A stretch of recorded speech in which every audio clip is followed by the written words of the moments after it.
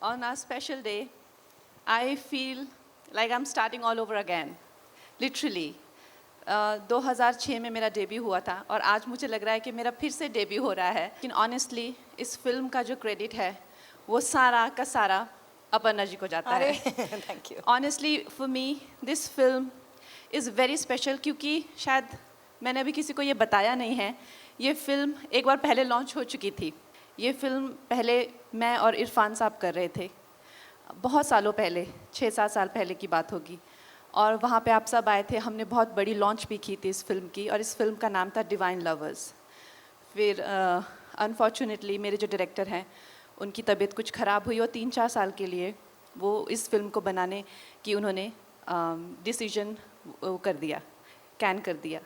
और फिर वो जब मेरे पास आए बहुत सालों बाद, तो सबसे पहले तो ये बहुत बड़ी एक हमारे लिए प्रॉब्लम थी कि इरफान साहब was nowhere around us and that demotivated us. और दूसरी ये प्रॉब्लम थी कि हमें वो कंगना चाहिए थी जो कंगना 10 साल पहले होती थी। The Kangana who had the dream of the big city in her eyes, the Kangana who was hoping to be a part of Bollywood, you know. तो हमारे लिए ये 2-3 तो मुझे भी लगा, मैंने कहा रहने देते हैं कबीर, ये this is not going to work now. तो फिर ऐसे ही मैंने for fun I sent it to Aparna ji and the way they just lapped it up, they like let's do this. Almost the day I send उसी week मैंने कहा let's do this.